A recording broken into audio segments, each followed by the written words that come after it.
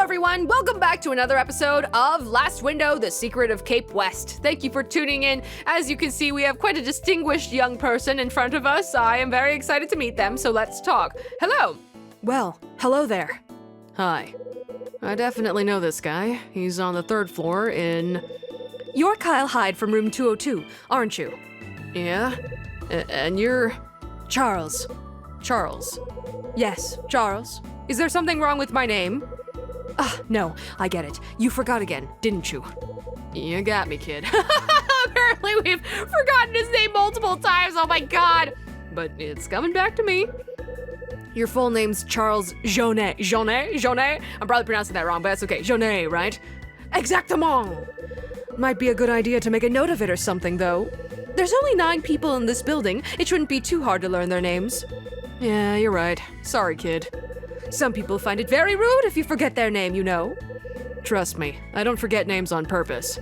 They just seem to slip through the cracks. I don't go around presuming everyone remembers me either. Interesting attitude. Thank you, Mr. Hyde. That helps me understand the kind of person you are better. You must be an actor. You've got to be an actor. Glad to hear it. Try to make the effort to remember my name from now on, yes? When I forget a person's name, I feel terrible inside. I hear you loud and clear. Hello. If he's I can't tell if he's actually French or putting on a very pretentious air. I'm not really sure. This kid's name is Charles Jaunet. Like, cause you know, the last name's French, but I don't know if it's like, you know, just a French person living in the US, who knows? Ah, he is a French exchange student. I can't do a French accent. I've done it, I've tried it in other playthroughs, it came out terribly. I don't know what to do. I don't know what to do. I'm more familiar with doing like a UK accent, but see, that would probably be offensive because he's from France. Why would he have a UK accent? That might be the closest I can do to make him sound a little bit different. I'll see. We'll see what to do. I don't want to try a French accent again. I'm really bad at it. He came over as an exchange student from France about a year ago. According to Betty, he has dreams of becoming a big-time movie director. Okay, I was close. All right, gotcha. You're buddies with Billy, who used to live in 205, right? Yes, that's right. I remember Betty telling me a while back. Betty's lovely, isn't she? Yeah, you know, I'm just gonna randomly do an accent for no particular reason. That's an incorrect one, I'm so sorry. It's a shame that we won't be living in the same building as her for much longer. We've all got to leave this place after all. Thanks for the reminder. Hey, I heard the alarm bell ringing earlier. Do you know what happened? That was just a test, nothing special. A test? I thought it might have been something a little more exciting. Here we go again, I thought. What? Hey, have you got a moment? What did you think had happened? What did you think had happened? I thought it was happening all over again. What was? You know, like the panic about the fire from 2 weeks ago. So, why weren't we present for this? Maybe we were out on a job or something? Travel expenses covered where we were somewhere else? How did we not know about this? I guess it's the scorch mark on the 4th floor. I thought it was another fire. Okay. There was a fire 2 weeks ago. There was a fire here 2 weeks ago? Didn't you hear about that, Mr. Hyde? I didn't hear a thing, but then again, I was away on a trip at the time. Okay. It happened around lunchtime on a weekday. Do you know where the fire broke out? Yes, it was up by the staircase on the 4th floor. Interesting. Yes, I heard that someone came into the building and started it. Luckily, someone spotted it and put it out right away. So somebody was trying to light the building on fire? So the building didn't suffer any lasting damage. Who put the fire out? So who put the fire out? Mr. Raver. Oh, so that's why he directly had knowledge of it and he did that. Interesting. How did he know there was a fire happening anyways? Did he smell it? Did he hear it? What was going on there? Frank Raver from 302? Yes, that's him. If Mr. Raver hadn't noticed the fire, who knows what might have happened? By the way, Mr. Hyde, what are you going to do after you leave this place? I haven't quite worked that out yet. Me neither. I haven't even started looking for a new apartment. I really like this place despite it being a little old and run down. You and me both, kid. I'll see you later, Mr. Hyde. Charles says goodbye and leaves. They seemed pretty nice. He seemed pretty nice. All right, see you later. Sorry that I gave you the wrong accent. I'm really sorry about that. Oh, hey, that's some fine smelling food. That's the only thing that makes you happy, the only thing that gets you excited. Huh? Oh God, it's you again, ruining my appetite, ruining my tastes. It's Frank. You again. I'm bumping into you a lot lately, Mr. Hyde. Mr. Raver. Good timing. I have some things I'd like to ask you. What is it, an ambush? Charles told me that you came across a fire on the 4th floor 2 weeks back. I did, yes. What about it? Are you in the habit of wandering around in and out? Are you in the habit of wandering around in out-of-bounds areas? What can I say? I get bored easily. I don't have a job to go to anymore either. Plus, it's good for my health to climb up and down the stairs.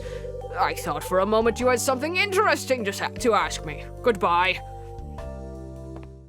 Aww, cause he's bored. He wanted me to entertain him with something interesting. Frank slips away towards the staircase. Everybody's suspicious. We don't have change. We don't have change or anything. I don't have money on me. I'm so sad. I want to use the vending machine. Poop.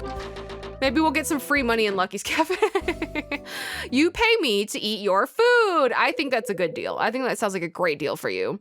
Lucky's Cafe. Best food and raw caffeine in town. It's worth the trip downstairs just for that aroma of freshly ground coffee. I'm glad you like it. Food makes you so happy, doesn't it, bud? Christmas tree! Aw, that brings back good memories from the first game. It is actually near Christmas. It is actually near Christmas. It's always near Christmas, huh? Oh, hello there! Hi! Welcome to Lucky's Cafe! Oh, he's smiling! Oh, Mr. Hyde, nice to see you! Today's coffee is a straight Guatemalan mineral roast. Sounds good. I'll take one of those, coarsely ground and black. Gotcha! Can I get you something to go with that? That's the million-dollar question. Maybe I can tempt you with today's special dessert? We've only got one left. I made it myself, which makes it extra special. Yeah, why not? I'm sure you won't regret it. Aw, she seems sweet. Hello, what's your name? Claire. Hi, Claire. The perky waitress is Claire Regan, the daughter of the cafe owner. She's always cheery and keeps the customers coming back. Nice. Guess you'll be taking your regular spot, right? Right. Aw, I like the music in here too. I have a habit of always sitting in the same seat when I come here, so if anybody tries to sit in it, I will fight them. Sitting here, enjoying a good coffee, is one of the best things about this place. Here you go. Today's coffee and one of my special desserts. Oh, chocolate with the powdered thing. Oh, my homemade plum truffles. I took a ripe dried plum, filled it with a wonderfully fruity chocolate ganache, then coated it with a slightly bitter type of chocolate for an edgy flavor. It all adds up to a deliciously sweet dessert. I hope you like it, Mr. Hyde. It certainly looks tasty. Bon appetit. He likes his sweets. That's great. I love that. Claire drifts away from the table after delivering my order. There's an appetizing-looking combination of coffee and a dessert on the table. Oh, he looks so happy. It warms my heart. He smiled so much when he had his steak in the first one. Oh, he loves his food, man. That's a fine aroma. The fragrant coffee takes me away from my troubles, if only for a while. Look at him. His smile warms my heart as much as that coffee warms him. Well, Mr. Hyde, says somebody, ruining my lovely afternoon dessert and coffee. Oh, just kidding. You're not ruining it. I'm assuming you're a nice guy. If you're the father of that lovely lady, I'm sure you're a nice person. Looks like I can't stay away from your coffee for too long, can I? Glad to hear it. How are you finding today's blend? Let me see. Full-flavored, slightly bitter, and with a fine aroma to boot. Isn't it spectacular? Got my hands on some top-notch beans. A little darker, but ground coarsely and dripped slowly, giving it a richer taste. I find it pays to add a little more than you think you need to. Well, it sure beats the instant crap. I'll take that as a compliment. Aww, I like these two. They're very cool. Sydney. This guy's name is Sidney Regan. Is it Reagan? I'm gonna say Reagan. Regan or Reagan. I feel like both sound good. But, you know, there's the president and it was pronounced Reagan, so the guy's name is Sidney Regan. He's Claire's father and he owns this place. He can dig his heels in when he wants, but he likes to talk and we get on well. Hello, Sydney. Nice to meet you. Say, what did you think of the dessert? Be honest now. It was great. How great, exactly? You know, just great. I thought you'd say something like that. For me, I find that adding some liquor really sets the taste apart from the rest. Liqueur. Adding just the right amount boosts the impact of the ganache. Helps to balance the taste of the plums and cocoa, too. If you tried a dessert I'd put together, chances are you'd be pining for another. How come you don't tell Claire all this? Don't get me wrong, it isn't like I haven't tried. She's just not interested in my take on recipes. Tells me to keep them to myself. She's in the habit of ignoring my good advice. Sometimes I think I could even see my ex-wife's personality poking through. No, okay, don't. Let's abandon that. That's nasty. I don't like that, Sydney. You're ruining things. By the way, Mr. Hyde, do you know the customer sitting over there in the back? Which one? Him, over there. Well, the guy in the sunglasses.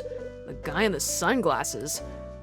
Oh my, that's a very suspicious looking guy, but also very cool looking guy. A more scraggly looking Majima from Yakuza.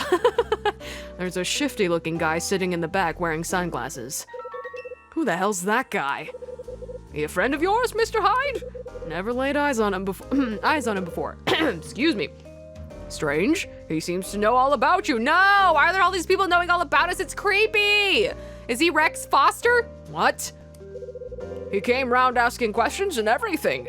I just figured he must be a friend of yours. How has he, if he's so interested in us, how has he not reacted to us walking in and having our dessert and all that, just sitting here? He probably wants to come over and talk to us if he's so interested, yeah? Looks like I got it all wrong, though. Sydney finishes speaking and leaves the table side. Who is that guy and how does he know about me? Geez, we're famous. We're so popular around here lately. Goodness, terrifying. Okay, well, I guess it's time to talk to him after we admire this lovely Christmas tree. It's a Christmas tree decorated with a veritable rainbow of ornaments. The sunlight glistening on the table surface makes the color seem lighter than it is. It's actually a dingy, gross color. There's a poster for a drink stuck to the wall. Oh, why are we looking at it? Maybe because we want to buy one later? The poster has a picture of iced tea on it. Think I'll stick with Cool Pop. Huh, why can't we look at it? Just for funsies? Interesting. I'll keep that in mind. Yeah, guess that's about it. Just some condiments, nothing too interesting. Let's get out of here. All right, bucko, you and me gotta talk. Who are you? Why do you know about me? Hey. Got a moment?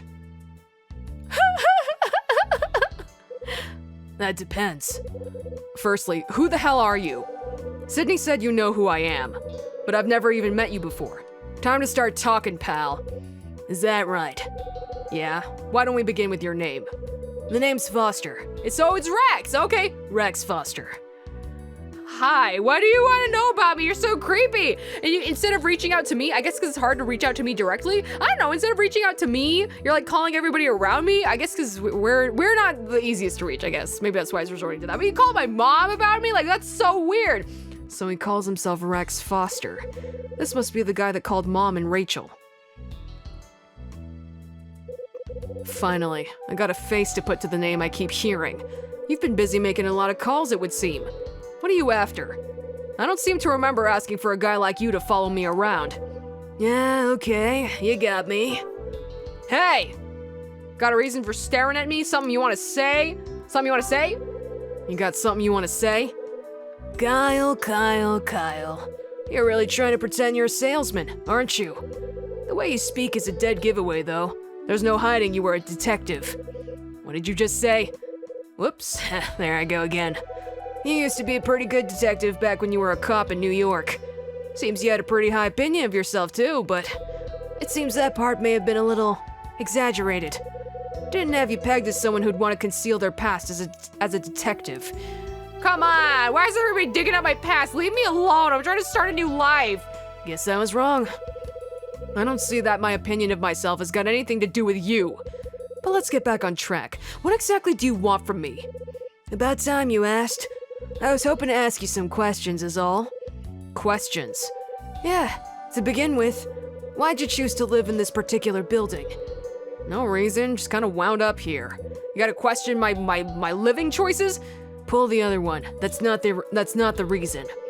You set up here because of the place once being Hotel Cape West. I've got no clue what he's babbling about. Made you think, did I? Let's try another question, shall we? Watch your attitude, buddy. You trying to hide the fact there was some trouble today on the second floor, too? Huh? The ring? What the heck is going on? Who are you? What do you want from me? How'd you know I was a I still can't do a D sound, like a vowel to a D sound, anything to a D sound. I really have trouble. I guess I really have to mentally like just slow it down. Let me try again. How did you know I was a detective? It's hard. How did you know I was a detective? Now that would be telling. Don't play the innocent with me. You better start talking real quick. Let's just say a little bit of research on you went a long way. So you're researching me now, are you? Care to elaborate on that? Who the hell are you? Hey, easy. You're not the only person I'm looking into. Is that supposed to make me feel better? I can't really tell you anything right now. Speaking to you could be quite dangerous, Kyle. Cut the crap. Define dangerous. If you know too much, you might feel inclined to get in my way. And why would I want to get in your way? I don't even know you. I never said you'd do it on purpose, but guys like you just tend to get in the way. You're making less and less sense as you go along. You may have left the force to seek out a life without too much excitement, but guys like you just get a whiff of a case and switch right back to their old ways. I already have been. I've been interrogating everybody, snooping around. I already have been my whole life, honestly. And that's precisely why I can't afford to have you get in my way. Guys like me. You want to explain that to me? Oh, I'm sure you understand just fine. That you're not explaining anything. In fact, conversely, you coming out to me to tell me to not get in your way makes me want to get in your way. I didn't know I was gonna get in your way or even to get in your way before I knew about you, but you coming out and telling me makes me want to mess with you. I don't think this is good for you, buddy. I think this is a bad plan. Trouble? What are you talking about? So you're saying nothing happened, are you? Well, I mean, I guess there was something, but it wasn't really a big deal. I don't know, I guess I'll say it. Oh, there was something. And that something was? Someone thought they'd been robbed. Really? You don't say. Turns out the person who started all the trouble was mistaken, though. Not that any of this has got squat to do with you. Fair enough. I just wanted to ask. Who does this guy think he is? What the heck, man? That's me done. I'm leaving. Hey, hold it! Not so fast! Take it easy, Kyle. There's plenty of time for us to sit down and chat, you know. Rex says his piece and leaves. Who does this guy think he is? Mr. Hyde. Huh? So, who was that guy? His name's Rex Foster.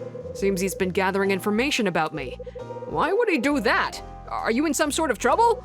Not that I know of. He wasn't a detective, was he? Trust me, he was no detective. More likely he's working for some lousy agency or a third-rate newspaper. Yeah, I guess you're right. He seemed like a weirdo right from the moment I laid eyes on him. Well, I mean, the way he looks, he's like shifty and his animations definitely show his body language very, very well. Sometimes he'd have his notebook open on the table. Seemed like when he thought of something, he'd write it down. Notebook? Yes, then he'd read his notes back to himself.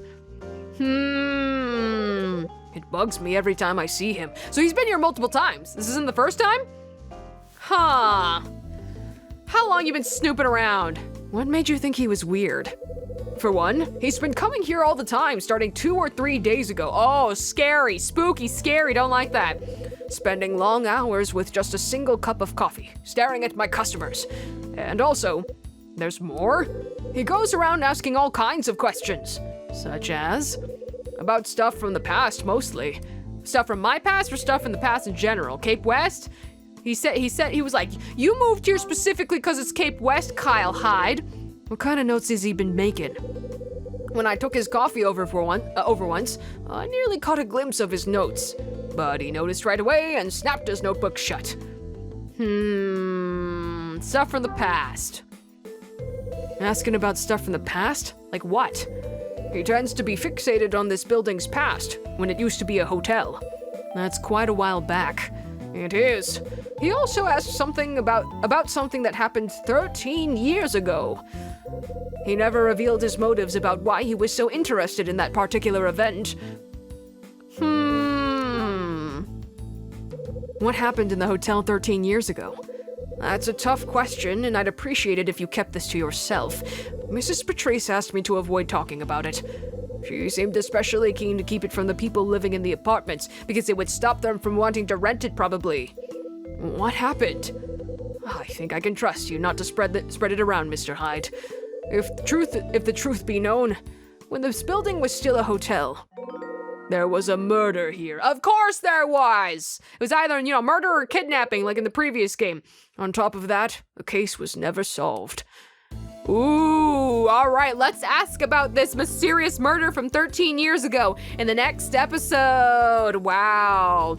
I feel like we're progressing pretty smoothly. I feel like we're progressing pretty well. It's nice. We're getting a lot of story details, and we met Rex Foster. His plan makes no sense. So I mean, he probably wants to find the Scarlet Star. It's probably some kind of treasure, some kind of thing that'll get him a lot of money.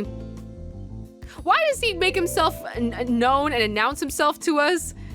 Because he's like, I think you'll get in my way, so that's why I wanted to find you. And now I'm definitely gonna get in your way. Now I'm definitely gonna meddle with you, buddy. All right, I've got Hawkeyes on you now. Anyways, I don't know what's going on. Let's ask more about this in the next episode. The Zaxxas, over and out.